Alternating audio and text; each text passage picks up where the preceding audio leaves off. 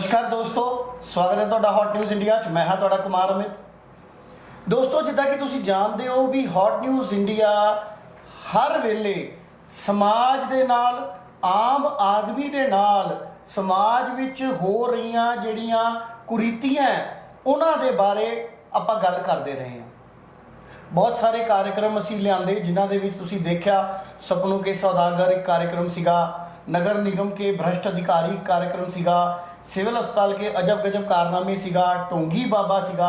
बहुत सारी सीरीज़ असीं इदां दीयां चलाईआं जिहदे विच कि असीं अलग अलग जिहड़े समाजिक साडे ताने बाने दे विच जिहड़ा एक कुरीतियां बुराइयां हैगियां उन्हां नूं असीं उजागर कीता। असीं एक नवां कार्यक्रम लैके तुहाडे सामने अज हाज़र होए हां, जागो ग्राहक जागो ग्राहक।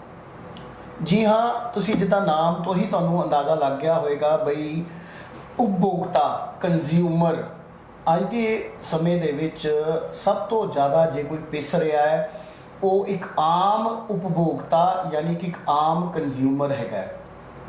बहुत सारे जिहड़े लीगल राइट्स ने उपभोक्ता दे कंज्यूमर दे वो जिहड़े है उन्हां नूं छिनिया जा रहा है। लोगों को जानकारी नहीं है भी आपां अपने हक लई किद्दां लड़ना है, कानून की कहता है। क्योंकि कानून की एक जिहड़ी परिभाषा हैगी है वो इस तरह की है भी वो कोई भी कानूनी पहलू होवे तो आम आदमी उहदे विच डरदा है या उन्होंने नॉलेज ना होने करके वो छेती हार मान लैंदा है।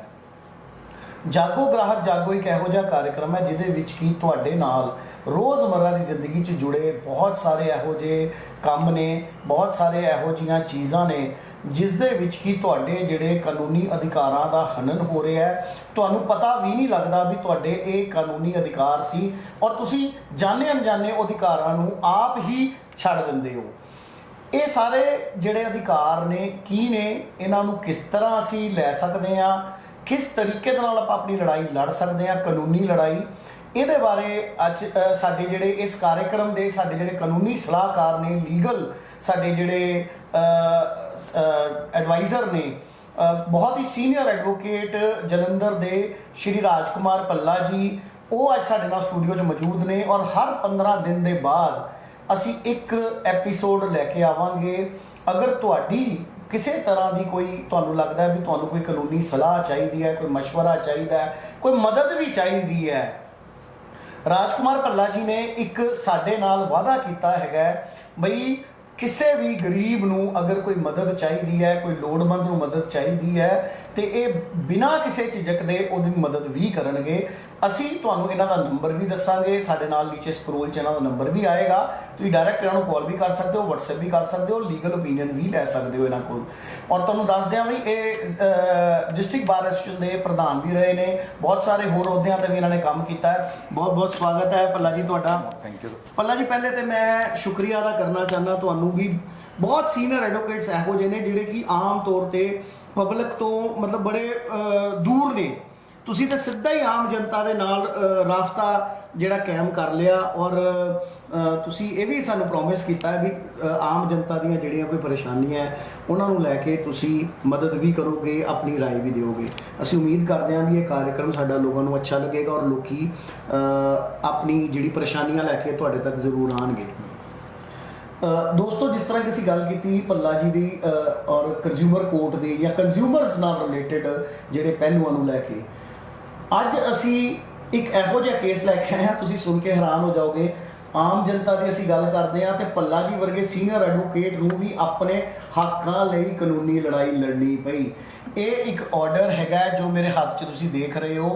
ये भल्ला जी की लंबी कानूनी लड़ाई जिहड़ी इन्हां ने अपने हक वास्ते लड़ी, ये बड़ी इंटरस्टिंग लड़ाई हैगी है। क्योंकि इस लड़ाई दे विच पंजाब नहीं, जलंधर नहीं, पूरे इंडिया, पूरे वर्ल्ड की एक बहुत वड्डी कंपनी, एक ऑटो मैन्युफैक्चरिंग कंपनी, एक व्हीकल बनाने वाली कंपनी टाटा कंपनी डायरैक्टली इहदे नाल रिलेटेड सी। प्लस उन्होंने एक डीलर, लोकल डीलर जलंधर दे विच आकृति वर्ल्ड वाले, ये दोनों डायरैक्ट इनवॉल्व सी। और भल्ला जी दे नाल एक धोखा कह सकते हो या एक उन्हां नाल ठगी कह सकते हो या एक इहो जिहा काम होया भी जिहदे विच अगर इन्हां थां ते कोई होर हुंदा तो शायद उन्होंने अज इंसाफ मिलता ही नहीं।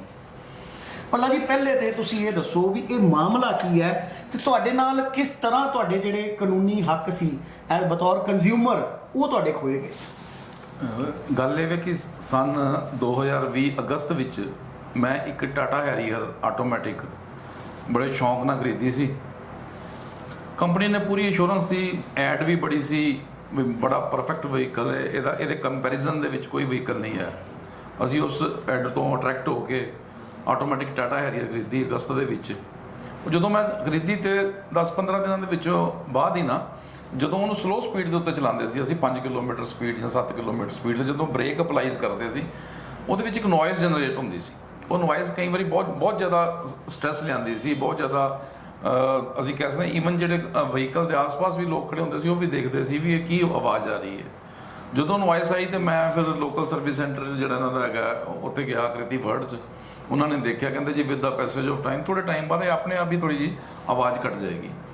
ਮੈਂ ਵੀ ਬਲੀਵ ਕੀਤਾ ਉਹਨਾਂ ਨੂੰ ਗੱਲ, ਲੇਕਿਨ ਉਹ ਆਵਾਜ਼ ਦੇ ਵਿੱਚ ਕੁਝ ਫਰਕ ਨਹੀਂ ਪਿਆ। ਫਿਰ ਦੁਬਾਰਾ ਵਿਜ਼ਿਟ ਕੀਤਾ, 3-4 ਵਾਰੀ ਗਏ, ਉਹਨਾਂ ਨੇ ਰਿਪੇਅਰ ਕੀਤੀ, ਡਿਸਕਾਂ ਵੀ ਚੇਂਜ ਕੀਤੀਆਂ, ਲੇਕਿਨ ਉਹ ਆਵਾਜ਼ ਦੇ ਵਿੱਚ ਕੋਈ ਫਰਕ ਨਹੀਂ ਪਿਆ। ਕੰਪਨੀ ਨੂੰ ਮੈਂ ਕਸਟਮਰ ਕੇਅਰ ਦੇ ਵਿੱਚ ਮੇਲਸ ਪਾਈਆਂ, ਕੰਪਨੀ ਨੇ ਚੰਡੀਗੜ੍ਹ ਜਿਹੜੀ ਉਹਨਾਂ ਦੀ ਯੂਨਿਟ ਹੈਗਾ ਉਹਨਾਂ ਨੂੰ ਡਿਪਿਊਟ ਕੀਤਾ, ਇੰਜੀਨੀਅਰ ਡਿਪਿਊਟ ਕੀਤੇ, ਲੇਕਿਨ ਉਹ ਆਵਾਜ਼ ਠੀਕ ਨਹੀਂ ਹੋ ਸਕੀ ਉਹਨਾਂ ਕੋਲੋਂ। ਅਲਟੀਮੇਟਲੀ ਮੇਰੇ ਕੋਲ ਹੋਰ ਕੋਈ ਰੈਮੇਡੀ ਨਹੀਂ ਸੀ ਕਿਉਂਕਿ ਕੰਪਨੀ ਨੇ ਵੀ ਹੱਥ ਖੜੇ ਕਰ ਦਿੱਤੇ ਸੀ। ਤਾਂ ਮੈਂ ਫਿਰ ਜਿਹੜਾ ਲੋਕਲ ਕੰਜ਼ਿਊਮਰ ਕਮਿਸ਼ਨ ਹੈ ਤੇ ਜਿਹੜਾ ਉੱਥੇ ਆਪਣਾ ਕੇਸ ਫਾਈਲ ਕੀਤਾ। ਪੱਲਾ ਜੀ ਮੈਂ ਵੀ ਟੋਕ ਰਿਹਾ, ਮੈਨੂੰ ਇੱਕ ਜਵਾਬ ਜਿਹੜਾ ਬੜਾ ਹਾਸਿਆਪ੍ਰਦ ਲੱਗਾ ਬਈ ਕਿਆ ਇਹ ਕੋਈ ਜੁੱਤੀ ਸੀ ਨਵੀਂ ਜਿਹੜੀ ਪਾ ਕੇ ਘਸ ਜਾਣੀ ਸੀ ਤੇ ਠੀਕ ਹੋ ਜਾਣੀ ਸੀ? ਵੀ ਆਮ ਤੌਰ ਤੇ ਆਪਾਂ ਗੱਲ ਕਰਦੇ ਹਾਂ ਵੀ ਅਸੀਂ ਕੋਈ ਨਵਾਂ ਸ਼ੂ ਖਰੀਦਦੇ ਹਾਂ ਤੇ ਕਈ ਵਾਰੀ ਲੱਗਦਾ ਵੀ ਉਹ ਥੋੜਾ ਜਿਹਾ ਟਾਈਟ ਹੈ ਨਾ, ਟਾਈਮ ਲੱਗਦਾ ਉਹਨੂੰ, ਕਹਿੰਦੇ ਵੀ ਚਲੋ ਜੀ ਯਾਰ ਥੋੜਾ ਪਾਓਗੇ ਠੀਕ ਹੋ ਜਾਏਗਾ। ਪਰ ਕਿਆ ਐਡੀ ਲੱਖਾਂ ਰੁਪਏ ਦੀ ਗੱਡੀ ਦਾ ਕੰਪੈਰੀਜ਼ਨ ਇੱਕ ਜੁੱਤੀ ਵੱਕਰ ਕਰ ਦਿੱਤਾ ਕੰਪਨੀ ਨੇ? ਇਹ ਤਾਂ ਮਤਲਬ ਬੜੀ ਮੂਰਖਾਂ ਵਾਲੀ ਗੱਲ ਜੀ ਲੱਗਦੀ ਮੈਨੂੰ। ਜਵਾਬ ਹੀ ਵੀ ਬੜਾ ਹਾਸੇ ਵਾਲਾ ਜਵਾਬ ਹੈ। ਬਿਲਕੁਲ, ਜਿਵੇਂ ਇੱਕ ਆਰਡੀਨਰੀ ਆਦਮੀ ਨੂੰ ਅਸੀਂ ਥੋੜਾ ਜਿਹਾ ਉਹਨੂੰ ਕਹਿੰਦੇ ਨਾ ਵੀ with the passage of time ਆਪੇ ਹੀ ਛੱਡ ਜਾਏਗਾ ਆਪਣੀ ਪ੍ਰੋਬਲਮ ਨੂੰ। ਵੀ 2 ਵਾਰੀ 4 ਵਾਰੀ ਗਏ ਆ ਉਹਨੂੰ ਭੇਜਤਾ ਤੇ, ਲੇਕਿਨ ਮੈਂ ਉਹਨੂੰ ਪ੍ਰੋਪਰ ਉਹਨੂੰ ਕੰਟੀਨਿਊ ਕੀਤਾ। ਕੰਪਨੀ ਦੇ ਜਿਹੜੇ ਹਾਇਰ ਮਕੈਨੀਕਲ ਆਫਿਸਰਸ ਨੇ, ਇੰਜੀਨੀਅਰਸ ਨੇ, ਉਹਨਾਂ ਨਾਲ ਵੀ ਕੰਟੈਕਟ ਕੀਤਾ, ਲੇਕਿਨ ਕੋਈ ਵਧੀਆ ਰਿਸਪੌਂਸ ਨਹੀਂ ਮਿਲਿਆ। ਅਲਟੀਮੇਟਲੀ ਮੈਂ ਫਿਰ ਕੇਸ ਫਾਈਲ ਕੀਤਾ।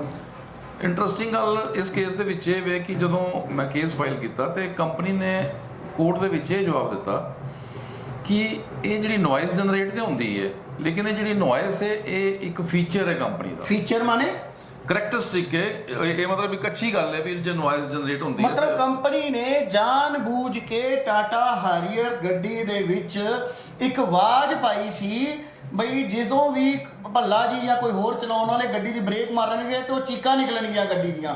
ਸਰ ਇਹ ਤੇ ਬੜੀ, ਇਹ ਤਾਂ ਮਤਲਬ ਮੇਰਾ ਕਹਿਣਾ ਆਕ੍ਰਿਤੀ ਵਰਲਡ ਵਾਲੇ ਦਾ ਜਵਾਬ ਤੇ ਹਾਸੇ ਵਾਲਾ ਸੀਗਾ ਹੀ ਸੀਗਾ।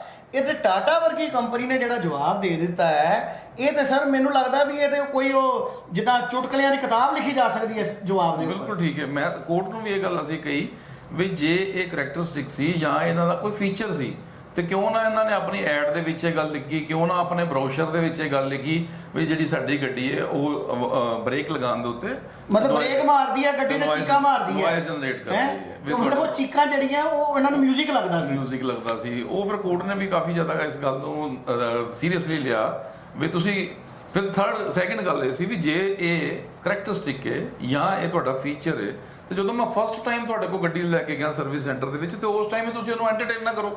ਤੁਸੀਂ ਉਸ ਟਾਈਮ ਕਹੋ ਜੀ ਨਹੀਂ ਇਹ ਜਿਹੜਾ ਵਹੀਕਲ ਹੈ ਇਹ ਇਹਦੀ ਕਰੈਕਟਰਿਸਟਿਕ ਹੈ ਤੇ ਇਹਨੂੰ ਠੀਕ ਨਹੀਂ ਹੋਣਾ। 10 ਵਾਰੀ ਵਹੀਕਲ ਤੁਹਾਡੇ ਕੋਲ ਗਿਆ, 10 ਵਾਰੀ ਤੁਸੀਂ ਉਹਨੂੰ ਰਿਪੇਅਰ ਕੀਤਾ, 10 ਵਾਰੀ ਕੀਤਾ ਤੇ ਕਿਉਂ ਤੁਸੀਂ ਕਰਦੇ ਰਹੇ ਇੰਨੀ ਵਾਰੀ ਐਂਟਰਟੇਨ ਕਿਉਂ ਕਰਦੇ ਰਹੇ ਮੈਨੂੰ? ਤੁਸੀਂ ਫਸਟ ਏਡ ਦੇ ਉੱਤੇ ਕਹਿ ਦਿਓ ਵੀ ਠੀਕ ਹੈ। ਮਤਲਬ ਪਹਿਲੇ 10 ਵਾਰੀ ਜਦੋਂ ਭੱਲਾ ਜੀ ਤੁਸੀਂ ਉੱਥੇ ਗਏ ਉਸ ਵੇਲੇ ਉਹ ਫੀਚਰ ਨਹੀਂ ਸੀ, ਉਸ ਵੇਲੇ ਫੀਚਰ ਉਸ ਵੇਲੇ ਉਹ ਮਿਊਜ਼ਿਕ ਨਹੀਂ ਸੀ, ਉਸ ਵੇਲੇ ਉਹਦਾ ਕਰੈਕਟਰਿਸਟਿਕ ਨਹੀਂ ਸੀ, ਉਹਦਾ ਖਾਸ ਇੱਕ ਉਹਦਾ ਅਟਰੈਕਸ਼ਨ ਨਹੀਂ ਸੀ ਗੱਡੀ ਦੀ। ਪਰ ਜਦੋਂ ਤੁਸੀਂ ਕੋਰਟ 'ਚ ਚਲੇ ਗਏ ਤੇ ਟਾਟਾ ਕੰਪਨੀ ਨੂੰ ਯਾਦ ਆ ਗਿਆ, ਭੁੱਲਿਆ ਹੋਇਆ ਵੀ ਉਹ ਇਹ ਤੇ ਯਾਰ ਆਪਣੀ ਗੱਡੀ ਦਾ ਇੱਕ ਫੀਚਰ ਸੀ। ਹੈਰੀਅਰ ਗੱਡੀ ਇੱਕ ਇਹੋ ਜਿਹੀ ਗੱਡੀ ਵਰਲਡ ਦੇ ਵਿੱਚ ਇਕਲੌਤੀ ਗੱਡੀ ਜਿਹਨੇ ਇਹੋ ਜਿਹਾ ਫੀਚਰ ਬਣਾਇਆ ਵੀ ਜਦੋਂ ਗੱਡੀ ਚਲਾਉਣ ਵਾਲਾ ਬ੍ਰੇਕ ਮਾਰੇਗਾ ਉਹਦੇ ਚੋਂ ਆਵਾਜ਼ਾਂ ਆਉਣਗੀਆਂ, ਜਿਹਨੂੰ ਪੰਜਾਬੀ 'ਚ ਅਸੀਂ ਚੀਕਾਂ ਕਹਿ ਦਿੰਦੇ ਆ ਤੇ ਉਹ ਸ਼ਾਇਦ ਕੰਪਨੀ ਵਾਲੇ ਉਹਨੂੰ ਮਿਊਜ਼ਿਕ ਕਹਿ ਰਹੇ ਨੇ। ਤੇ ਮਤਲਬ ਇਹ ਕੋਰਟ ਕੇਸ ਕਰੋ ਤੇ ਫਿਰ ਗੱਡੀ ਦੇ ਫੀਚਰ ਆ ਜਾਂਦੇ ਨੇ। ਮਤਲਬ ਡਿਫੈਂਸ ਹੀ ਉਹਨਾਂ ਨੇ ਆਪਣੀ ਬਦਲ ਲਈ, ਬਿਲਕੁਲ ਟੋਟਲੀ ਨਾ ਡਿਫੈਂਸ ਬਦਲ ਲਈ। ਫਿਰ ਉਸ ਤੋਂ ਬਾਅਦ ਉਹਨਾਂ ਨੇ ਕਿਹਾ ਵੀ ਮੈਂ ਐਕਸਪਰਟ ਵਿਊ ਲਿਆ। ਐਕਸਪਰਟ ਵਿਊ ਕਿੱਦਾਂ ਮਤਲਬ ਕੰਪਨੀ ਤੋਂ? ਜਿਹੜੇ ਮਕੈਨਿਕ ਐਕਸਪਰਟ ਵਿਊ ਜਿਹੜਾ ਨਾਰਥ ਇੰਡੀਆ ਦੇ ਸਭ ਤੋਂ ਵੱਡਾ ਇੰਸਟੀਚਿਊਟ ਹੈ, national institute of technology doctor BR Ambedkar national institute ਜੀ REC ਜਿਹਨੂੰ ਸਾਰੇ ਦੇ ਲੋਕ ਅਸੀਂ ਲੋਕ ਜਲੰਧਰ ਦੇ ਲੋਕ ਜਿਹਨੂੰ ਆਪਾਂ ਰੀਜਨਲ ਇੰਜੀਨੀਅਰਿੰਗ ਕਾਲਜ ਦੇ ਨਾਮ ਤੋਂ ਵੀ ਜਾਣਦੇ ਆ, doctor BR Ambedkar regional engineering college ਹੈ ਇਹ ਵਿਧੀਪੁਰ ਫਾਟਕ ਦੇ ਕੋਲ ਉੱਥੇ ਹੈਗਾ ਔਰ ਬਹੁਤ ਵੱਡੀ ਇੰਸਟੀਚਿਊਟ ਹੈ। ਮੈਂ ਦੱਸਣਾ ਚਾਹੂੰਗਾ ਬਈ ਇੰਜੀਨੀਅਰਿੰਗ ਵਾਸਤੇ ਇਹ ਬੜੀ ਪ੍ਰੈਸਟੀਜੀਅਸ, ਬੜੀ ਰਿਨੋਨਡ ਔਰ ਬਹੁਤ ਹੀ ਵੱਡੀ ਇੰਸਟੀਚਿਊਟ ਹੈ। ਮੈਂ ਉੱਥੋਂ ਦੇ ਜਿਹੜੇ ਮਕੈਨੀਕਲ ਦੇ ਇੰਚਾਰਜ ਸੀ ਡਾਕਟਰ ਭਾਰਤ, ਜਿਹੜੇ ਕਿ PhD ਸੀ ਇਸ ਫੀਲਡ ਦੇ ਵਿੱਚ, ਉਹਨਾਂ ਨੂੰ ਕੰਟੈਕਟ ਕੀਤਾ। ਉਸ ਇੰਸਟੀਚਿਊਟ ਨੇ ਮੇਰੇ ਕੋਲ 35,000 ਰੁਪੀਜ਼ ਫੀਸ ਲਈ ਵੀ ਰਿਪੋਰਟ ਕਰਕੇ, ਪ੍ਰੋਫੈਸ਼ਨਲ ਫੀਸ ਜਿਹੜੀ ਉਹਨਾਂ ਦੀ 35,000 ਉਹਨਾਂ ਨੇ ਮੇਰੇ ਕੋਲ ਫੀਸ ਲਈ। ਉਹਨਾਂ ਨੇ ਬਕਾਇਦਾ ਮੈਨੂੰ ਰਸੀਦ ਦਿੱਤੀ, ਸਭ ਕੁਝ ਕੀਤਾ। ਫਿਰ ਉਹਨਾਂ ਨੇ ਉਹਨੂੰ ਟੈਸਟ ਕੀਤਾ, ਮੇਰੇ ਵਹੀਕਲ ਨੂੰ ਟੈਸਟ ਕਰਕੇ ਜਦੋਂ ਟੈਸਟ ਕੀਤਾ ਉਹਨਾਂ ਨੇ ਪੂਰਾ ਉਹਦਾ ਗ੍ਰਾਫ ਬਣਾਇਆ ਵੀ ਜਦੋਂ ਅਸੀਂ ਬ੍ਰੇਕ ਅਪਲਾਈ ਕਰਦੇ ਹਾਂ ਤੇ ਇਹ ਜਿਹੜੀ ਨੋਇਸ ਹੈ ਵੱਧ ਜਾਂਦੀ ਹੈ। ਉਹ ਪੂਰਾ ਉਹਨਾਂ ਨੇ ਜਿਸ ਤਰ੍ਹਾਂ ECG ਦਾ ਗ੍ਰਾਫ ਹੁੰਦਾ ਉਸ ਤਰ੍ਹਾਂ ਉਹਨਾਂ ਨੇ ਬਣਾਇਆ। ਫਿਰ ਇੱਕ ਹੋਰ ਇੰਟਰਸਟਿੰਗ ਗੱਲ ਉਹਨਾਂ ਨੇ ਇੱਕ ਹੋਰ ਹੈਰੀਅਰ ਲਈ ਸੇਮ ਕਿਸੇ ਹੋਰ ਦੀ ਆਟੋਮੈਟਿਕ ਦੀ ਉਹਦੇ ਨਾਲ ਉਹਦਾ ਵੀ ਟੈਸਟ ਕੀਤਾ। ਫਿਰ ਦੋਨਾਂ ਟੈਸਟ ਨੂੰ ਕੰਪੇਅਰ ਕੀਤਾ ਉਹਨਾਂ ਨੇ। ਕੰਪੇਅਰ ਕਰਕੇ ਜਿਹੜੀ ਮੇਰੀ ਗੱਡੀ ਦਾ ਸੀ ਟੈਸਟ, ਉਹਨਾਂ ਨੇ ਲਿਖ ਕੇ ਦਿੱਤਾ ਵੀ ਇਹਦੇ ਵਿੱਚ ਅਨਯੂਜ਼ੂਅਲ ਜਿਹੜੀ ਨੋਇਸ ਹੈ ਉਹ ਕ੍ਰੀਏਟ ਹੁੰਦੀ ਹੈ ਤੇ ਇਹ ਜਿਹੜੀ ਨੋਇਸ ਹੀ ਸਿਰਫ ਨਹੀਂ, ਇਹ ਜੇ ਕੰਟੀਨਿਊ ਰਹੀ ਤੇ ਇਹਦੀ ਫਿਊਚਰ ਦੇ ਵਿੱਚ ਇਸ ਵਹੀਕਲ ਦੀ ਪਰਫਾਰਮੈਂਸ ਦੇ ਉੱਤੇ ਵੀ ਇਹ ਇਫੈਕਟ ਕਰੇਗੀ। ਮਤਲਬ ਕਿ ਇਹ ਜਿਹੜਾ ਕੰਪਨੀ ਕਹਿ ਰਹੀ ਸੀ ਵੀ ਇਹ ਸਾਡਾ ਇੱਕ ਫੀਚਰ ਹੈ, ਅਟਰੈਕਸ਼ਨ ਹੈ ਅਸੀਂ ਪਾਈ ਹੈ, ਉਹ ਬੇਸਿਕਲੀ ਅਟਰੈਕਸ਼ਨ ਨਹੀਂ, ਉਸ ਗੱਡੀ ਦੀ ਬਿਮਾਰੀ ਸੀ। ਔਰ ਬਿਮਾਰੀ ਨੂੰ ਲੱਭਿਆ ਕਿੰਨੇ? REC ਦੇ ਜਿਹੜੇ ਮਤਲਬ ਬਹੁਤ ਵੱਡੇ ਜਿਹੜੇ PhD ਉੱਥੋਂ ਦੇ ਸੀਗੇ ਡਾਕਟਰ ਭਾਰਜ, ਉਹਨਾਂ ਵੱਲੋਂ ਉਹਦਾ ਬਕਾਇਦਾ ਤੌਰ ਤੇ ਕੰਪੈਰੀਜ਼ਨ ਕਰਕੇ ਉਸ ਚੀਜ਼ ਨੂੰ ਲੱਭਿਆ ਗਿਆ। ਔਰ ਉਹ ਜਿਹੜੀ ਰਿਪੋਰਟ ਹੈ ਉਹਦੇ 'ਚ ਇੱਕ ਸਾਫ਼ ਹੋ ਗਿਆ ਬਈ ਐਡੇ ਵੱਡੀਆਂ ਕੰਪਨੀਆਂ ਵੀ ਸਿਰਫ ਕੋਰਟ ਦੇ ਵਿੱਚ ਆਪਣੀ ਜਾਨ ਬਚਾਉਣ ਲਈ ਕਿੱਦਾਂ ਆਪਣੇ ਜਿਹੜੇ ਉਪਭੋਗਤਾ, ਆਪਣੇ ਕਸਟਮਰ ਹੈ, ਉਹਨਾਂ ਨੂੰ ਵੀ ਗੁੰਮਰਾਹ ਕਰ ਰਹੇ ਸੀ ਔਰ ਨਾਲ ਹੀ ਨਾਲ ਮਾਨਯੋਗ ਅਦਾਲਤ ਨੂੰ ਵੀ ਗੁੰਮਰਾਹ ਕਰਨ ਲਈ ਝੂਠੇ ਸੱਚੇ ਲਿਖਤ ਦੇ ਵਿੱਚ ਉਹਨਾਂ ਨੇ ਜਿਹੜੀਆਂ ਚੀਜ਼ਾਂ ਲਿਖੀਆਂ ਗਲਤ।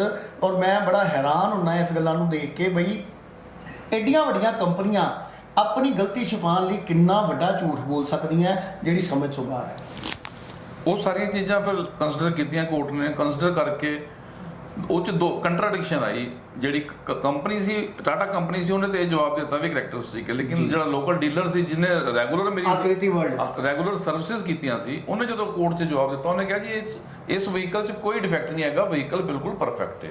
ਉਹ ਟੋਟਲ ਇੰਨੀ ਕੰਟਰਾਡਿਕਸ਼ਨ ਦੋਨਾਂ ਦੇ ਵਿੱਚ ਹੋਈ ਤੇ ਫਿਰ ਕੋਰਟ ਨੇ ਅਲਟੀਮੇਟਲੀ ਇਹ ਫੈਸਲਾ ਕੀਤਾ ਕਿ ਜਿੰਨੇ ਪੈਸੇ 18,43,000 ਰੁਪਏ ਜਿਹੜਾ ਮੈਂ ਇਹਨਾਂ ਨੂੰ ਪੇ ਕੀਤਾ ਸੀ ਉਹ ਮੈਨੂੰ ਰਿਫੰਡ ਕਰਨ ਦਾ ਆਰਡਰ ਕੀਤਾ, ਪਲੱਸ ਰਜਿਸਟ੍ਰੇਸ਼ਨ ਚਾਰजेस ਜਿਹੜੀ 1.5-2 ਲੱਖ ਰੁਪਏ ਜੋ ਵੀ ਸਰਕਾਰੀ ਚਾਰਜ ਜੋ ਅਜੇ ਸਰਕਾਰੀ ਫੀਸ ਵਗੈਰਾ ਉਹ ਰਿਫੰਡ ਕਰਨਗੇ, ਪਲੱਸ 50,000 ਰੁਪਏ ਉਹਨਾਂ ਨੇ ਐਜ਼ ਏ ਕੰਪਨਸੇਸ਼ਨ ਮੈਨੂੰ ਦੇਣ ਦਾ ਆਰਡਰ ਕੀਤਾ। ਤੇ ਪਲੱਸ ਜਿਹੜਾ ਮੈਂ ਡਾਕਟਰ BR ਅੰਬੇਦਕਰ NIT ਚੋਂ ਰਿਪੋਰਟ ਵਾਸਤੇ 35,000 ਵੀ ਖਰਚਿਆ ਸੀ, ਉਹ ਵੀ ਉਹਨਾਂ ਨੂੰ ਕੰਪਨੀ ਨੂੰ ਆਰਡਰ ਕੀਤਾ ਵੀ 45 ਡੇਜ਼ ਦੇ ਵਿੱਚ ਤੁਸੀਂ ਇਹਨੂੰ ਰਿਫੰਡ ਕਰੋ। ਇਹ ਪੱਲਾ ਜੀ ਜਾਨਣਾ ਚਾਹਾਂਗੇ ਆਰਡਰ ਕਦ ਦਾ ਹੈਗਾ? ਇਹ ਆਰਡਰ 24 ਜੂਨ 2022 ਨੂੰ ਹੋਇਆ ਸੀ। 24 ਜੂਨ 2022 ਬਿਲਕੁਲ ਰੀਸੈਂਟਲੀ ਹੈ, ਕੁਝ ਦਿਨ ਹੀ ਹੋਏ ਨੇ ਇਸ ਆਰਡਰ ਨੂੰ। ਤੇ ਪੱਲਾ ਜੀ ਇੱਕ ਚੀਜ਼ ਹੋਰ ਦੱਸੋ ਬਈ, ਤੁਹਾਡੇ ਵਰਗੇ ਇੱਕ ਸੀਨੀਅਰ ਐਡਵੋਕੇਟ ਨੂੰ ਜਦੋਂ ਆਪਣੀ ਇਹ ਕਾਨੂੰਨੀ ਲੜਾਈ ਲੜਨੀ ਪਈ, ਜਿਸ ਦੇ ਵਿੱਚ ਕਿ ਤੁਹਾਡੀ ਗੱਲਾਂ ਤੋਂ ਸਾਫ਼ ਪਤਾ ਲੱਗਦਾ ਹੈ ਕਿ ਕੰਪਨੀ ਔਰ ਡੀਲਰ ਦੋਨਾਂ ਨੇ ਹੀ ਸਫੇਦ ਝੂਠ ਬੋਲਿਆ। ਸਫੇਦ ਝੂਠ ਸਿਰਫ ਇਸ ਲਈ ਬੋਲਿਆ ਵੀ ਗੱਡੀ ਵਿਕ ਚੁੱਕੀ ਹੈ, ਹੁਣ ਖਰਾਬ ਚਲੀ ਗਈ ਹੈ, ਮੈਨੂਫੈਕਚਰਿੰਗ ਡਿਫੈਕਟ ਆ ਉਹਦੇ 'ਚ, ਤੇ ਸਾਡੀ ਸਿਹਤ 'ਤੇ ਕੋਈ ਅਸਰ ਨਹੀਂ, ਭੱਲਾ ਜੀ ਜਾਣਨ, ਕਸਟਮਰ ਜਾਣੇ, ਸਾਨੂੰ ਕੋਈ ਮਤਲਬ ਨਹੀਂ। ਤੇ ਜਦੋਂ ਕੋਰਟ ਨੇ ਇਸ ਚੀਜ਼ ਨੂੰ ਲੈ ਲਿਆ ਤਾਂ ਵੀ ਕਿਆ ਉਹਨਾਂ ਨੂੰ ਕਿਸੇ ਨੇ ਮਤਲਬ ਇਹਨੂੰ ਰਿਅਲਾਈਜ਼ ਨਹੀਂ ਕੀਤਾ ਵੀ ਵਾਕਈ ਸਾਡੇ ਤੋਂ ਗਲਤੀ ਹੋ ਗਈ, ਆਪਾਂ ਮਾਫੀ ਮੰਗ ਲੈਂਦੇ? ਬਿਲਕੁਲ ਨਹੀਂ। ਮੈਂ ਕਹਿੰਦਾ ਜੀ ਮੈਨੂੰ ਕਨਵਿੰਸ ਕਰਨ ਦੀ ਬਜਾਏ ਉਹਨਾਂ ਨੇ ਉਹਨੂੰ ਕੰਟੈਸਟ ਕੀਤਾ, ਉਸ ਗੱਲ ਨੂੰ ਵੀ ਮੈਨੂੰ ਝੂਠਾ ਸਾਬਤ ਕਰਨ ਦੀ ਕੋਸ਼ਿਸ਼ ਕੀਤੀ ਵੀ ਮੈਂ ਜਿਹੜਾ ਆਪਣਾ ਕਲੇਮ ਦਿੱਤਾ ਵੀ ਉਹ ਝੂਠਾ ਹੈ। ਮਤਲਬ ਕੰਪਨੀਜ਼ ਕੋਰਟ 'ਚ ਜਾ ਕੇ, ਜਦੋਂ ਐਡੀ ਵੱਡੀ ਕੰਪਨੀ ਜਦੋਂ ਕੋਰਟ ਦੇ ਵਿੱਚ ਜਾ ਕੇ ਇਹੋ ਜਿਹੇ ਜਵਾਬ ਦਿੰਦੀ ਹੈ ਤੇ ਮੈਂ ਕਹਿੰਦਾ ਵੀ ਕਾਮ ਕੰਜ਼ਿਊਮਰ ਨੂੰ ਵਿਚਾਰਿਆਂ ਨੂੰ ਕਿੱਥੋਂ ਰਿਲੀਫ ਮਿਲਦਾ ਹੋਏਗਾ। ਤੇ ਉਹ ਤੇ ਦੇਖੋ 35,000 ਰੁਪਇਆ ਸੀ ਜਿਹੜਾ ਫੀਸ ਸੀ ਅਸੀਂ ਪੇ ਕਰਕੇ ਰਿਪੋਰਟ ਉਹਨਾਂ ਨੇ ਜਿਹੜੀ ਸਰਕਾਰੀ ਅਦਾਰੇ ਨੇ ਰਿਪੋਰਟ ਬਣਾ ਕੇ ਦਿੱਤੀ, ਤੇ ਮਤਲਬ ਕਿੱਥੇ ਕਿੱਥੇ ਮੈਨੂੰ ਘੁੰਮਣਾ ਪਿਆ ਇੱਕ ਰਿਲੀਫ ਲੈਣ ਵਾਸਤੇ ਕੋਰਟ ਦੇ ਵਿੱਚ। ਮੈਂ ਤੇ ਹਮੇਸ਼ਾ ਇੱਕੋ ਹੀ ਬੇਨਤੀ ਕਰਦਾ ਵਾਂ ਕਿ ਜਿਸ ਤਰ੍ਹਾਂ ਫੋਰਨ ਕੰਟਰੀਜ਼ ਦੇ ਵਿੱਚ ਜਦੋਂ ਕੰਜ਼ਿਊਮਰ ਨਾਲ ਥੋੜਾ ਜਿਹਾ ਵੀ ਧੋਖਾ ਦਿੰਦਾ ਉਹ ਉਹਨਾਂ ਨੂੰ ਹਾਈਲੀ ਕੰਪਨਸੇਟ ਕਰਦੇ ਨੇ। ਜੇ ਇਹੀ ਆਪਣੀਆਂ ਇੰਡੀਆ ਦੀਆਂ ਜਿਹੜੀਆਂ ਕੰਜ਼ਿਊਮਰ ਕੋਰਟਸ ਜਾਂ ਕੋਰਟਸ ਨੇ ਜੇ ਕੰਪਨੀ ਦੇ ਉੱਤੇ ਥੋੜਾ ਜਿਹਾ ਜ਼ਿਆਦਾ ਕਰਨ ਨਾਲ ਤੇ ਕੰਪਨੀਆਂ ਇਹੋ ਜਿਹੇ ਛੋਟੇ ਮੋਟੇ ਜਿਹੜੀਆਂ ਨੇ ਨੁਕਸਾਨ ਤੋਂ ਕੰਜ਼ਿਊਮਰ ਦੀ ਕੇਅਰ ਜ਼ਿਆਦਾ ਕਰਨ। ਪੱਲਾ ਜੀ, ਮੈਂ ਬਿਲਕੁਲ ਸਹਿਮਤ ਹਾਂ ਤੁਹਾਡੇ ਤੋਂ। ਇੱਕ ਚੀਜ਼ ਜਿਹੜੀ ਮੈਂ ਮਹਿਸੂਸ ਕਰ ਰਿਹਾ ਬਈ ਇਹੀ ਜਿਹੜਾ 18 ਲੱਖ ਰੁਪਏ ਦਾ ਤੁਹਾਨੂੰ ਕੰਪਨਸੇਸ਼ਨ ਦਿੱਤਾ, ਵੀ ਚਲੋ ਪੈਸੇ ਖਰਚੇ ਸੀ ਤੁਸੀਂ, ਪਰ ਜਿਹੜੀ ਤੁਹਾਨੂੰ ਮੈਂਟਲ ਟੌਰਚਰ ਝੇਲਣਾ ਪਿਆ, ਜਿਹੜੀ ਤੁਹਾਨੂੰ ਹਰਾਸਮੈਂਟ ਝੇਲਣੀ ਪਈ, ਅਗਰ ਇਹੀ ਕੋਰਟ ਅਗਰ ਉਹਨਾਂ ਨੂੰ 18 ਦਾ ਡਬਲ ਕਰਕੇ ਦਿੰਦੀ ਤੇ ਸ਼ਾਇਦ ਕੋਈ ਕੰਪਨੀ ਦੁਬਾਰਾ ਫਿਊਚਰ ਦੇ ਵਿੱਚ ਕਿਸੇ ਵੀ ਕੰਜ਼ਿਊਮਰ ਦੇ ਨਾਲ ਧੋਖਾ ਨਾ ਕਰੇ, ਔਰ ਨਾ ਹੀ ਉਹਨਾਂ ਨੂੰ ਮਤਲਬ ਆਪਣਾ ਕੋਈ ਝੂਠ ਬੋਲਣ ਦੀ ਸੋਚ ਵੀ ਸਕਦੇ ਸੀਗੇ। ਤੋ ਪੱਲਾ ਜੀ, ਇਹ ਤੇ ਤੁਹਾਡਾ ਮਾਮਲਾ ਸੀਗਾ ਇੱਕ, ਜਿਹੜਾ ਤੁਸੀਂ ਤੇ ਬਤੌਰ ਵਕੀਲ ਲੜ ਲਿਆ, ਤੁਹਾਨੂੰ ਆਪਣੇ ਹੱਕਾਂ ਬਾਰੇ ਜਾਣਕਾਰੀ ਸੀ, ਤੁਸੀਂ ਉਸ ਦੇ ਬਾਰੇ ਜਾਗਰੂਕ ਸੀਗੇ। ਮੈਂ ਚਾਹੁੰਦਾ ਵੀ ਸਾਡੀ ਆਮ ਜਨਤਾ, ਜਿਹੜੇ ਸਾਡੇ ਦਰਸ਼ਕ ਨੇ, ਉਹ ਇਹ ਤੁਹਾਡਾ ਪ੍ਰੋਗਰਾਮ ਦੇਖ ਰਹੇ ਨੇ, ਤੇ ਤੁਸੀਂ ਕੀ ਮੈਸੇਜ ਦੇਣਾ ਚਾਹੁੰਦੇ ਹੋ ਇਹਨਾਂ ਨੂੰ ਬਈ ਜਿੱਦਾਂ ਲੋਕਾਂ ਨੂੰ ਕੋਈ ਪਰੇਸ਼ਾਨੀ ਆਉਂਦੀ ਹੈ, ਉਹਨਾਂ ਨੂੰ ਇਮੀਡੀਏਟ ਲੀਗਲ ਉਹਦੇ ਵਿੱਚ ਰਾਏ ਕਦੋਂ ਲੈਣੀ ਚਾਹੀਦੀ ਹੈ, ਤਾਂ ਜੋ ਉਹਨਾਂ ਦੇ ਜਿਹੜੇ ਕਾਨੂੰਨੀ ਹੱਕ ਨੇ, ਜਿਹੜੇ ਜਮਹੂਰੀ ਹੱਕ ਨੇ, ਉਹ ਉਹਨਾਂ ਦੇ ਨਾ ਮਾਰੇ ਜਾ ਸਕਣ। ਕੰਜ਼ਿਊਮਰ ਕੋਰਟ ਦੇ ਵਿੱਚ ਜਿਸ ਤਰ੍ਹਾਂ ਅਸੀਂ ਸਾਰੇ ਜਾਣਦੇ ਹਾਂ ਕਿ ਆਮ ਛੋਟੀ ਛੋਟੀ ਗੱਲ ਦੇ ਉੱਤੇ, ਜਿਵੇਂ ਅਸੀਂ ਕੋਈ ਫ੍ਰਿਜ ਖਰੀਦਿਆ ਹੈ ਜਾਂ ਕੋਈ ਵਾਸ਼ਿੰਗ ਮਸ਼ੀਨ ਖਰੀਦੀ ਹੈ ਜਾਂ ਕੋਈ ਮਾਈਕਰੋ ਖਰੀਦਿਆ, ਇਸ ਤਰ੍ਹਾਂ ਦੇ ਜਿਹੜੇ ਕੰਜ਼ਿਊਮਰ ਪ੍ਰੋਡਕਟਸ ਨੇ, ਆਮ ਤੌਰ ਦੇ ਉੱਤੇ ਇਹ ਜਿਹੜੀਆਂ ਨੇ ਕੰਪਨੀ ਦੇ ਬੜੀ ਇਹ ਜਰਨਲੀ ਜਿਹੜੀਆਂ ਕੰਪਲੇਂਟਸ ਇਹ ਹੁੰਦੀਆਂ ਨੇ ਜੀ। ਔਰ ਲੋਕ ਕੀ ਕਰਦੇ ਨੇ ਵੀ ਲੋਕ ਵਿਚਾਰੇ ਕੋਰਟ ਵੱਲ ਮੂਵ ਨਹੀਂ ਕਰਦੇ ਜੀ, ਕੋਰਟ ਵੱਲ ਮੂਵ ਨਹੀਂ ਕਰਦੇ। ਛੋਟੇ ਛੋਟੇ 500,000 2,000 ਰੁਪਏ ਦੀ ਗੱਲ ਹੁੰਦੀ ਹੈ ਤੇ ਉਹ ਆਪਣੇ ਆਪ ਹੀ ਟੋਲਰੇਟ ਕਰ ਲੈਂਦੇ ਨੇ, ਉਹਨਾਂ ਨੂੰ ਪੇ ਵੀ ਕਰ ਦਿੰਦੇ ਨੇ ਉਹਨਾਂ ਨੂੰ। ਮੈਂ ਤੇ ਇਹ ਗੱਲ ਕਹਿਣਾ ਚਾਹੁੰਦਾ ਵਾਂ ਕਿ ਆਪਣੇ ਹੱਕ ਦੀ ਲੜਾਈ ਜ਼ਰੂਰ ਲੜਨੀ ਚਾਹੀਦੀ ਹੈ, ਚਾਹੇ ਛੋਟਾ ਇਸ਼ੂ ਹੋਵੇ ਚਾਹੇ ਵੱਡਾ ਇਸ਼ੂ ਹੋਵੇ, ਚਾਹੇ ਤੁਹਾਡਾ ਕੋਈ, ਜਦੋਂ ਤੁਸੀਂ ਆਪਣੇ ਹੱਕ ਵਾਸਤੇ ਅਵੇਅਰ ਹੋਵੋਗੇ, ਆਪਣੇ ਹੱਕਾਂ ਦੀਆਂ ਲੜਾਈਆਂ ਲੜਨੀਆਂ ਕਹੋ, ਤੇ ਇਹ ਜਿਹੜੀਆਂ ਕੰਪਨੀਆਂ ਨੇ, ਜਿਹੜੀਆਂ ਸਿਰਫ ਇੰਡੀਆ, ਮੈਂ ਇੰਡੀਆ 'ਚ ਕਹਾਂਗਾ ਇਹ ਕੰਪਨੀਆਂ, ਉਹੀ ਕੰਪਨੀਆਂ ਦੀ ਵਰਕਿੰਗ ਫੋਰਨ ਕੰਟਰੀਜ਼ ਦੀਆਂ ਕੁਝ ਹੋਰ ਹੁੰਦੀ ਹੈ, ਜਦੋਂ ਇੰਡੀਆ 'ਚ ਆਉਂਦੀ ਹੈ ਕੁਝ ਹੋਰ ਕਰਦੀ ਹੈ। ਜਿਸ ਤਰ੍ਹਾਂ ਅਸੀਂ ਇੰਸ਼ੋਰੈਂਸ ਕੰਪਨੀਜ਼ ਨੇ ਜੀ, ਇੰਸ਼ੋਰੈਂਸ ਕੰਪਨੀ ਜਦੋਂ ਤੇ ਅਸੀਂ ਉਹਨਾਂ ਕੋਲੋਂ ਕਰਾਣੀ ਹੁੰਦੀ ਇੰਸ਼ੋਰੈਂਸ, ਤੇ ਹਰ ਤਰ੍ਹਾਂ ਦੀ ਤੁਹਾਨੂੰ ਲਿਵਰਮੈਂਟ ਦਿੰਦੀਆਂ ਨੇ। ਜਦੋਂ ਕਲੇਮ ਫਾਈਲ ਕਰੀਦਾ ਤੇ ਕੋਈ ਨਾ ਕੋਈ ਰੀਜ਼ਨ ਲੱਭ ਕੇ ਉਹਨੂੰ ਰੈਪੂਡੀਏਟ ਕਰ ਦਿੰਦੀਆਂ ਨੇ। ਉਹ ਕਿਉਂ ਰੈਪੂਡੀਏਟ ਕਰਦੀਆਂ ਨੇ? ਹੁੰਦਾ ਕੀ ਹੈ ਵੀ ਜੇ 100 ਕੇਸ ਰੈਪੂਡੀਏਟ ਕੀਤਾ, ਉਹ ਕੰਪਨੀਜ਼ ਦੀ ਇੰਨੀ ਪ੍ਰੈਕਟੀਕਲੀ ਅਪਰੋਚ ਹੈ ਵੀ 100 ਕੇਸ ਦੇ ਵਿੱਚ ਉਹਨਾਂ ਨੂੰ ਪਤਾ ਹੈ ਵੀ ਵੱਧ ਤੋਂ ਵੱਧ 20 ਬੰਦੇ ਜਿਹੜੇ ਕੋਰਟ 'ਚ ਜਾਣਗੇ, 80 ਬੰਦੇ ਜਿਹੜੇ ਨੇ ਘਰ ਬੈਠ ਜਾਣਗੇ, ਉਹ ਪੈਸਾ ਸਾਰਾ ਬਚ ਗਿਆ। ਉਹ ਜੇ 20 ਜਾਣਗੇ ਤੇ ਉਹ ਪਹੁੰਚਦਿਆਂ 2 ਸਾਲ 4 ਸਾਲ ਉਹਨਾਂ ਨੂੰ 5 ਸਾਲ ਲੱਗ ਜਾਣਗੇ। ਇਹ ਸਟੇਟ ਕਮਿਸ਼ਨ 'ਚ ਵੀ ਜਾਂਦੀਆਂ, ਹਾਈ ਕਮਿਸ਼ਨ, ਨੈਸ਼ਨਲ ਕਮਿਸ਼ਨ 'ਚ ਵੀ ਜਾਂਦੀਆਂ ਨੇ, ਤੇ ਲੋਕੀ ਬਹੁਤ ਸਾਰੇ ਲੋਕ ਜਿਹੜੇ ਛੱਡ ਜਾਂਦੇ ਨੇ, ਇਨਪੁਟ ਵੀ ਨਹੀਂ ਛੱਡ ਜਾਂਦੇ ਨੇ, ਈਵਨ ਕਿ ਰਿਲੀਫ ਵੀ ਨਹੀਂ ਲੈ ਪਾਉਂਦੇ। ਸੋ ਕੰਪਨੀਆਂ ਦੀ ਇੱਕ ਪਾਲਿਸੀਜ਼ ਬਣਦੀਆਂ, ਉਹ ਸਾਰਾ ਕੈਲਕੂਲੇਟ ਕਰਕੇ ਕਰਦੀਆਂ ਨੇ। ਚਲੋ ਜੇ 100 ਚੋਂ 5 ਬੰਦਿਆਂ ਨੂੰ ਦੇਣਾ ਵੀ ਪਿਆ, 95 ਬੰਦਿਆਂ ਦਾ ਤਾਂ ਅਸੀਂ ਕਲੇਮ ਖਾ ਸਕਦੇ ਹਾਂ ਨਾ। ਸੋ ਹਰ ਬੰਦੇ ਨੂੰ ਜਿਹੜਾ ਨਾ ਆਪਣੇ ਹੱਕਾਂ ਦੇ ਪ੍ਰਤੀ ਜ਼ਰੂਰ ਅਵੇਅਰ ਹੋਣਾ ਚਾਹੀਦਾ। ਤੁਸੀਂ ਖੁਦ ਵੀ ਲੜ ਸਕਦੇ ਹੋ, ਜ਼ਰੂਰੀ ਨਹੀਂ ਤੁਹਾਨੂੰ ਤੁਸੀਂ ਕੋਈ ਵਕੀਲ ਕਰਨਾ ਹੋਵੇ, ਤੁਸੀਂ ਕੰਜ਼ਿਊਮਰ ਕੋਰਟ 'ਚ ਐਪਲੀਕੇਸ਼ਨ ਮੂਵ ਕਰੋ। ਸਿੰਪਲ ਪ੍ਰੋਸੀਜਰ ਬਣਾਤੇ ਸਰਕਾਰ ਨੇ ਤੇ ਕਰਕੇ। ਮੈਂ ਤਾਂ ਇਹੀ ਇੱਕ ਮੈਸੇਜ ਅੱਜ ਦੇਣਾ ਚਾਹਾਂਗਾ ਗੁਪਤਾ ਅਮਿਤ ਜੀ ਦੀ ਮਾਰਫਤ, ਇਸ ਹੌਟ ਨਿਊਜ਼ ਦੇ ਮਾਰਫਤ, ਵੀ ਹਰ ਬੰਦੇ ਨੂੰ ਆਪਣੇ ਹੱਕਾਂ ਦੇ ਪ੍ਰਤੀ ਅਵੇਅਰ ਜ਼ਰੂਰ ਹੋਣਾ ਚਾਹੀਦਾ ਹੈ।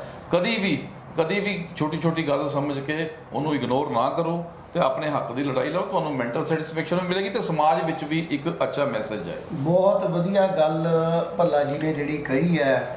ਦੋਸਤੋ, ਤੁਸੀਂ ਸੁਣਿਆ ਬਈ ਇੱਕ ਸੀਨੀਅਰ ਐਡਵੋਕੇਟ ਜਲੰਧਰ ਦੇ ਆਰ.ਕੇ. ਭੱਲਾ ਜੀ, ਜਿਨ੍ਹਾਂ ਨੇ ਹਜ਼ਾਰਾਂ ਕੇਸ ਜਿਹੜੇ ਆਪਣੇ ਇਸ ਕਰੀਅਰ ਦੇ ਵਿੱਚ ਹੁਣ ਤੱਕ ਲੜੇ, ਔਰ ਉਹਨਾਂ ਨੇ ਬਹੁਤ ਕੁਝ ਦੇਖਿਆ ਕਾਨੂੰਨ ਦਾ। ਮਤਲਬ ਉਹਨਾਂ ਨੇ ਕਹਿ ਸਕਦੇ ਹਾਂ ਵੀ ਆਪਾਂ ਹਰ ਪਹਿਲੂ ਜਿਹੜਾ ਉਹਨਾਂ ਨੇ ਵਾਚਿਆ। ਹੁਣ ਅਗਰ ਇਹ ਕਹਿ ਰਹੇ ਨੇ ਵੀ ਇਹਨਾਂ ਨੂੰ ਆਪਣੀ ਲੜਾਈ ਲੜਨ ਲੱਗੇ ਵੀ ਦੇਖੋ ਤੁਸੀਂ ਕਿੰਨੀ ਕੁ ਪਰੇਸ਼ਾਨੀ ਹੋਈ, ਪਰ ਇੱਕ ਚੀਜ਼ ਜਿਹੜਾ ਇਹਨਾਂ ਨੇ ਸਾਫ਼ ਕੀਤੀ ਹੈ ਵੀ ਅਸੀਂ ਆਪਣਾ ਦ੍ਰਿੜ ਨਿਸ਼ਚੇ ਕਰ ਲਈਏ, ਕੋਈ ਦੁਕਾਨਦਾਰ, ਕੋਈ ਮੈਨੂਫੈਕਚਰਰ, ਕੋਈ ਵਿਅਕਤੀ ਅਗਰ ਸਾਡੇ ਨਾਲ ਧੋਖਾ ਕਰਦਾ ਹੈ ਤੇ ਅਸੀਂ ਡਟ ਕੇ ਉਹਦੇ ਖਿਲਾਫ ਲੜਾਈ ਲੜਨੀ ਹੈ। ਕਾਨੂੰਨ 'ਚ ਇਨਸਾਫ ਹਰ ਹਾਲ ਦੇ ਵਿੱਚ ਮਿਲੇਗਾ, ਲੇਕਿਨ ਉਹਦੇ ਲਈ ਸਿੰਪਲ ਇਹ ਜ਼ਰੂਰ ਤੁਹਾਨੂੰ ਪਤਾ ਹੋਣਾ ਚਾਹੀਦਾ ਵੀ ਇੱਕ ਜਿਹੜੀ ਜਨਰਲ ਬੇਸਿਕ ਨੌਲੇਜ ਹੈ ਆਪਣੇ ਹੱਕਾਂ ਪ੍ਰਤੀ, ਉਹ ਤੁਹਾਡੇ ਤੱਕ ਹੋਣੀ ਜ਼ਰੂਰੀ ਹੈ। ਅਗਰ ਤੁਹਾਡੇ ਨਾਲ ਵੀ ਕੋਈ ਇੱਦਾਂ ਦਾ ਕੋਈ ਮਾਮਲਾ ਹੋਇਆ ਹੈ, ਤੁਸੀਂ ਚਾਹੁੰਦੇ ਹੋ ਵੀ ਤੁਹਾਨੂੰ ਕੋਈ ਪਰੇਸ਼ਾਨੀ ਆ ਰਹੀ ਹੈ ਤੇ ਉਹਦਾ ਕੋਈ ਤੁਸੀਂ ਹੱਲ ਜਾਣਨਾ ਚਾਹੁੰਦੇ ਹੋ, ਤੁਸੀਂ ਸਾਡੇ ਨੰਬਰ ਦੇ ਉੱਪਰ WhatsApp ਵੀ ਕਰ ਸਕਦੇ ਹੋ। ਭੱਲਾ ਜੀ ਦਾ ਨੰਬਰ ਅਸੀਂ ਤੁਹਾਨੂੰ ਨੀਚੇ ਦਿਖਾ ਰਹੇ ਹਾਂ, ਉਹਦੇ 'ਤੇ ਵੀ ਤੁਸੀਂ WhatsApp ਕਰ ਸਕਦੇ ਹੋ, ਫੋਨ ਕਾਲ ਵੀ ਕਰ ਸਕਦੇ ਹੋ। ਅਸੀਂ ਕੋਸ਼ਿਸ਼ ਕਰਾਂਗੇ ਆਪਣੇ ਅਗਲੇ ਐਪੀਸੋਡ ਦੇ ਵਿੱਚ ਤੁਹਾਡਾ ਜਿਹੜਾ ਉਹ ਪ੍ਰੋਬਲਮ ਹੈ ਉਹਨੂੰ ਲੈ ਕੇ ਵੀ ਅਸੀਂ ਕੋਈ ਨਾ ਕੋਈ ਜਿਹੜਾ ਹੱਲ ਹੈ ਉਹਦਾ, ਜਾਂ ਉਹਦਾ ਜੋ ਲੀਗਲ ਓਪੀਨੀਅਨ ਬਣਦਾ, ਅਸੀਂ ਭੱਲਾ ਜੀ ਕੋਲ ਲੈ ਕੇ ਤੁਹਾਡੇ ਸਾਹਮਣੇ ਆਈਏ। ਇਸ ਕਾਰਿਕਰਮ ਜਾਗੋ ਗ੍ਰਾਹਕ ਜਾਗੋ ਨੂੰ ਤੁਹਾਡਾ ਭਰਪੂਰ ਸਹਿਯੋਗ ਚਾਹੀਦਾ ਹੈ, ਪਿਆਰ ਚਾਹੀਦਾ ਹੈ। ਤੁਸੀਂ ਵੱਧ ਚੜ ਕੇ ਸਾਨੂੰ ਸਪੋਰਟ ਕਰੋ। ਅਗਰ ਤੁਹਾਡੇ ਵੀ ਕੋਈ ਪਰੇਸ਼ਾਨੀਆਂ ਹੈਗੀਆਂ, ਤੁਹਾਨੂੰ ਕੋਈ ਲੱਗ ਰਿਹਾ ਵੀ ਤੁਹਾਡਾ ਜਿਹੜਾ ਲੀਗਲ ਰਾਈਟ ਹੈ ਤੁਹਾਡੇ ਤੋਂ ਖੋਇਆ ਜਾ ਰਿਹਾ ਹੈ, ਤੁਸੀਂ ਸਾਨੂੰ WhatsApp ਕਰੋ। ਨੀਚੇ ਭੱਲਾ ਜੀ ਦਾ ਨੰਬਰ ਆ ਰਿਹਾ, ਉੱਥੇ ਵੀ ਤੁਸੀਂ WhatsApp ਕਰ ਸਕਦੇ ਹੋ। ਅਸੀਂ ਹਰ 15 ਦਿਨ ਦੇ ਬਾਅਦ ਜਾਗੋ ਗ੍ਰਾਹਕ ਜਾਗੋ ਕਾਰਜਕ੍ਰਮ ਲੈ ਕੇ ਆਵਾਂਗੇ। ਕੋਸ਼ਿਸ਼ ਕਰਾਂਗੇ ਤੁਹਾਡਾ ਜਿਹੜਾ ਪ੍ਰੋਬਲਮ ਹੈ, ਸਮੱਸਿਆ ਹੈਗੀ ਹੈ, ਉਹਨੂੰ ਜੋ ਉਹਦੇ ਵਾਸਤੇ ਜੋ ਬਣਦੀ ਕਾਨੂੰਨੀ ਰਾਏ ਹੈ, ਅਸੀਂ ਉਹ ਤੁਹਾਨੂੰ ਉਹ ਵੀ ਭੱਲਾ ਜੀ ਦੇ ਮਾਰਫਤ ਦੇ ਸਕੀਏ। ਭੱਲਾ ਜੀ ਸਾਡੇ ਨਾਲ ਲਗਾਤਾਰ ਇਸ ਕਾਰਜਕ੍ਰਮ ਦੇ ਵਿੱਚ ਬਤੌਰ ਸਾਡੇ ਜਿਹੜੇ ਲੀਗਲ ਐਡਵਾਈਜ਼ਰ ਨੇ, ਲੀਗਲ ਕੰਸਲਟੈਂਟ ਨੇ, ਉਹ ਇਸ ਕਾਰਜਕ੍ਰਮ 'ਚ ਆਉਣਗੇ। ਔਰ ਤੁਸੀਂ ਅਸੀਂ ਉਮੀਦ ਕਰਦੇ ਹਾਂ ਵੀ ਸਾਡੇ ਇਸ ਕਾਰਜਕ੍ਰਮ ਨੂੰ ਵੀ ਬਾਕੀ ਕਾਰਜਕ੍ਰਮ ਦੀ ਤਰ੍ਹਾਂ ਪਿਆਰ ਦਿਓਗੇ ਔਰ ਸਪੋਰਟ ਕਰੋਗੇ ਸਾਡੇ ਇਸ ਕੌਜ਼ ਨੂੰ, ਕਿਉਂਕਿ ਜਾਗੋ ਗ੍ਰਾਹਕ ਜਾਗੋ ਇਹ ਨਾਰਾ ਜਿਹੜਾ ਹੈ ਇਹ ਤੁਹਾਡੇ ਲਈ ਵੀ ਜ਼ਰੂਰੀ ਹੈ, ਮੇਰੇ ਲਈ ਵੀ ਜ਼ਰੂਰੀ ਹੈ, ਹਰ ਬੰਦੇ ਲਈ ਜ਼ਰੂਰੀ ਹੈ, ਹਰ ਪਰਿਵਾਰ ਲਈ ਜ਼ਰੂਰੀ ਹੈ। ਅਗਰ ਅਸੀਂ ਹੁਣ ਨਹੀਂ ਜਾਗਾਂਗੇ ਤੇ ਸਾਨੂੰ ਕਦੀ ਵੀ ਇਨਸਾਫ ਨਹੀਂ ਮਿਲ ਸਕਦਾ।